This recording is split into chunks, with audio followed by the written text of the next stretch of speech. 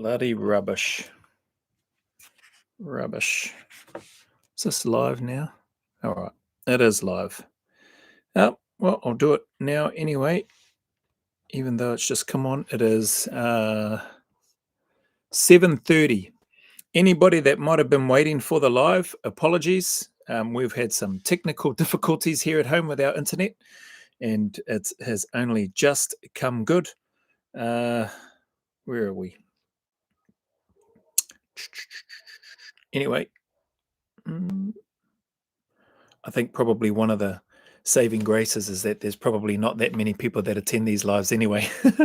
So anywho, apologies for being late. That's outside of my control, unfortunately, today, this afternoon, with regards to the technical difficulties. That's hamstrung some of the work that would have normally been done today as well. But anyway, it's finally been sorted out in the end. Just some questions that have come through. First one, do you plan on getting back into doing interviews again? Possibly at some point. Just depends on, a few things, and being able to do some stuff that I want to be able to do with and for the guests if and when that day comes. If so, this is two-part. If so, would you consider interviewing former NZSAS operators or others from our, I'm assuming you mean New Zealand, our Special Forces community, like you did back when you were running your podcast? So thanks for that. I'd love to, I think interviewed Bill Bestick, ex-NZSAS officer, Kane Middleton, mids, we were in the same selection together, Greg Pup Johnson, and who else has there been? Chris Kumaro, he was the fourth one. Yeah, I think it sorry if I've missed out anybody. There has been. Would I like to? I'd love to. But I think the reality is the lads here, and when I was doing the podcast, I'd reached out to a few others who were not wanting to. They weren't keen on doing it. And that's cool. I respect that. So I have stopped trying to reach out to any former NZSAS operators, just to respect, them and their decision, and that's not really what they're wanting to do by the sounds of things. I mean, I haven't spoken to all of them, but the ones that I have spoken to would rather not. So I've just thought, I'll just leave that, and if any of them reach out, or somebody reaches out and say that they're open to being interviewed, 100%, I'd love to. The suggestion was also made, could you reach out, could you connect with those that I was on selection and went through cycle with? Probably not. Maybe there's probably some of them that who could probably reach out to others. I think there's still some from my selection and cycle that are still serving in the unit as well. So again, probably wouldn't be able to. But that's as much as I'll say on that one. It would be nice, but I don't see that happening anytime soon, at least not with the NZ operators anyway. Are you still running the monthly one-to-one sessions, and are those for people preparing for selection? So yes and yes. So still running those. And the vast majority of those that I'm lucky enough to spend some time with anyway, not all of them, but the vast majority are people that are planning on or preparing for selection. So yes and yes to that. Next one. Can we send through reaction requests, and would you prioritize them if we made a payment? So yep, I do take requests. That's the first part. It does take me a while to get to them most of the time. So I've got a massive list of reactions, which carries on right into next year. So, and I would prioritize them if people wanted to make payment. There have been a few requests whereby people have offered to pay some money, and in some cases, some have, for the reaction request that they've put forward. But which, that in and of itself blows my mind. But for me, I'm more than happy with just the suggestion from anybody. If you see something and you think, oh, I'd like to get this guy's reaction to it, I'm more than happy if you send them through. I just add them to the list. As far as payment goes, I think there have been some recently that awesome people, great supporters of the channel, but there's probably a little bit too much specificity in terms of what they're wanting me to react to specifically. So I just tend to. It's easier for me. I've declined some of those ones, and it's easier for me to, if I'm going to react to it, I just want to try and keep it as simple as I can, and just play the video from start to finish, and react to it along the way, and pause when I need to, as far as the duration of those videos go. And I think, oh yeah, last couple. So that's what I'll say about that and the reaction requests. Is the reckoning still happening in Jan 2026? Well, that's not up to me. That's up to whether or not we get the minimum numbers. It's still at 2. There's still only 2 that are ready to go. I've not taken any payment from them because I don't want to then have to fund it come 1st of December if we don't reach the minimum 6. So, yep, you're right. It goes on. They haven't heard much about it. Yeah, I haven't been putting out any more because I figure the information's there. I've done a video on it. I've put up a post and stuff about it with the details. And yeah, if people want to do it, then they can reach out and go through those steps, which are outlined in the YouTube post as well. So that's that one. And then the last one, have you seen the Tucker Carlson series on 9/11? Would you do a reaction to that? 100% I'll do a reaction to that. And what I can say is that I've actually already started. That popped up on my feed maybe a few days ago now. So yeah, I have been chipping away doing reactions to that. Have been doing one reaction per episode. So I think he's got 5 episodes. I don't know if he's got all 5 up at the moment, but I think I've heard him mention that he's doing 5. A documentary series of 5 on the 9/11. Basically, sounds like when I'm the bits and pieces that I've seen, sounds like he goes all in on trying to pull back the curtain on conspiracy, on cover-ups, on a whole bunch of things. So, my early dipping of the toes into parts 1 and 2 so far, episodes 1 and 2, has been eye-opening for me. So yeah, 100%. Thanks for that question. And yeah, that's on the radar. So that'll come out in the coming days, weeks, whenever. There's quite a bit in terms of the list at the moment. So as far as the internet issues and technical difficulties had today into this evening, which is why I'm late here on this live, that's it for the questions. But I managed to get a bunch of other stuff done, which is cool. So anyway, I'm going to leave that. There's 8. I think there's 8 people on there. Sorry for those that come in and were expecting, or if you were waiting at 7 o'clock, man, it's been bloody humbug, our devices and stuff. Cheerio, brother. Hey, James. So yeah, apologies for that, for being late. I've just run through several questions, 6 questions, and that's it. I don't have anything else for this one. There has been, actually, yeah, I should share this one. I'll share this one without giving the person's name, because people have asked, not specifically, just in separate comms, in and around the training program. And I received, without reading this guy's name, an email.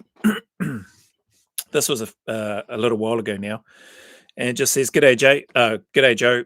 Hope you and your family are doing well. Just wanted to take the opportunity to reach out. Says a few weeks ago, I won't say exactly how many. A few weeks ago, I finished infantry IETs. So that's in Australia. That's the version of the core training over there, down in Singleton, which is where it's run. Well, that's where it was run when I had to do 2 weeks of what was called Frag Week at that time. It went really well.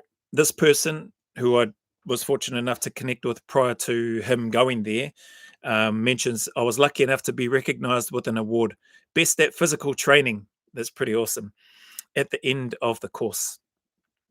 Just wanted to say a huge thank you. Your program set me up really well for the course, especially since I did your 6-week program off the back of a pretty lengthy rehab. So that warms the heart for me to know that this person, I suppose, took the advice, the guidance. They would have tweaked it and adjusted it and adapted it to them, no doubt, especially if they're just coming off a rehab. So it likely wasn't done as strictly as prescribed, which I don't recommend that anyway. So for anybody, it's a guide, the 3-phase program, and he did the sounds like the first phase, the first lot of 6 weeks. He's posted to where he's posted now. The facility is there here at really good. I'm taking some time to recover. a couple of old injuries, and then as of December 15th, so this year, I'll be into that 3-phase selection specific block, which will take me all the way up until the final X amount of time before the course in relevant year. I won't mention the year. Haven't had much time on the phone lately, but good to see the channel is still thriving. Hope everything's going well for you, mate. Cheers, and signs off with his name. So that's pretty cool to receive that sort of information. There have been other conversations around how do you know if your program's working? Have I received any feedback? From time to time, I receive some feedback from people in and around how the training's going. There's been quite a few, including from this person earlier, around how the step ups, how they really notice a huge difference going from doing weighted step ups, boring, repetitive, and then getting out and walking either out on the road or cross country, and how much easier the walking out cross country and that sort of thing, and even out on the roads feels, which, yeah, it's not a surprise to me, but it's nice to hear that people are identifying some of those benefits to the step ups as well. It's boring, it's repetitive. People might think a 30 centimeter, that's not very high. Why wouldn't you step onto something higher, move faster, all that sort of stuff? I don't think you need to. You can try to increase the pace, but that progressive overload with regards to all that sort of thing, I think is, yeah, it does the trick. You do it long enough and consistently enough, and you stay disciplined enough, you're going to reap the benefits from your ankles, through your knees, through your hips, through your back, through your shoulders, to what's up in those top 2 inches. So it's a cool tool. And from what I've heard, other people that have watched my channel have also spoken about Johnny Two Combs, I think, ex-British SAS guy. Sorry, I forgot the name wrong. That he did step ups as part of his preparation training for selection as well, up onto a coffee table or something. I think the comments on my channel anyway, they mentioned that that's what he said. But yeah, it's a powerful thing, man. Step ups. I didn't know. That's another question that comes up. What put me onto step ups? The area where we were was reasonably flat in Palmerston North, Linton Military Camp. There's a few hills in the surrounding area, but yeah, otherwise it's pretty flat. So I figured and heard that there was going to be a lot of hills, and because I didn't have any, I thought I'd make the box that I had, which was a little mortar box. That became my never-ending hill in terms of training and preparation, so that was helpful. Perfect. I just got in from feeding the tribe this evening. Oh, sweet, James. All good. William Keith, I'm late to the party again. Cheers from Queensland. No, actually, William, you are not late, bro. I was late. I've only been on since 7:30 because I've had some technical difficulties here, bro. So you're not late. CJ Chujo from Perth. Hey, thank you, bro. Good to see you here. Do you recommend a bit of sand dune running for potential candidates? William Keith. Yeah, 100%. Sand dune running's awesome. Sand running, beach running. Again, where I was in Linton at the time, there wasn't a lot of sand. When I went over to Australia, we did do a couple of beach sessions in Cronulla. So we travelled from where we were in Holsworthy. I can't remember how long it took to get there, but that was a beautiful beach. And yeah, some sand work definitely would be helpful as well. So yeah, actually there was one other part in here, just finished. No, I think that was it. That was just in regards to the training stuff. Wife and girls have just come back. Our daughter just went to work and did her little cleaning job that she had. My wife, she cleans up the office where my wife works at the Community Legal Centre. So my wife was doing some work there while our daughter was doing her cleaning. And the other daughter went and was just doing whatever it was she was doing, probably just talking to her boyfriend. Yeah, that's it. That's the questions. Did anybody have any questions or anything that they wanted to talk about this evening? All good if you don't. I just had those 6 questions that I went through, rattled those off, and then yeah, seeing if after being late. If not, all good.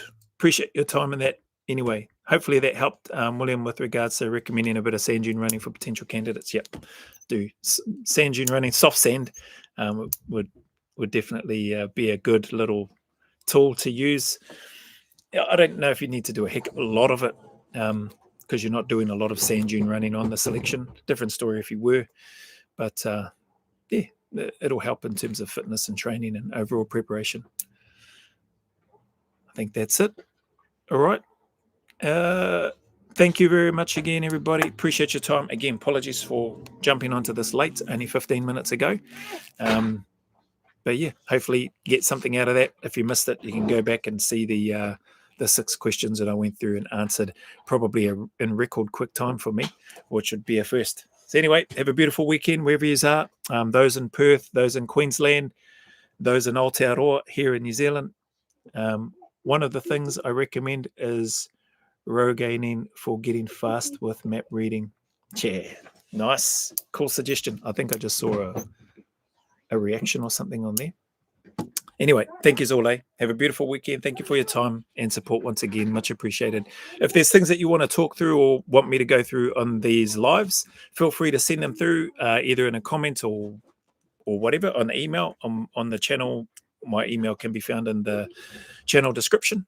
So I've received some emails in there, particularly with the Mountain Leaders course, and seems like people have been enjoying the reaction to that. So there's been some kind words and messages and stuff in there. So thank you to those that are over in the UK that have sent through some nice messages in and around my reaction to the Mountain Leaders course. What an epic course that one is anyway, as I've watched that. So anyway, Baz, giddy up from North, bro. Yep, I hear you, brother. Thank you very much. Oh, hey, I'll turn the camera towards my daughter and the wife who are looking to do their dance moves in the background. There they go. Yeah, there they go. There. Oh, damn! They just ran away. The other one. Oh, we missed them. They were crawling around. Oh, one of them was still crawling around. Yeah, they're all cool, when the camera's not on them. As soon as that camera turns around, next minute, and they're running away in the background. Anyway, much love and appreciation to you all. And I'll see you on the next video. Take care. Have a beautiful weekend once again. You're right there, little dancer? Yes. Okay. We bought chairs home. I see.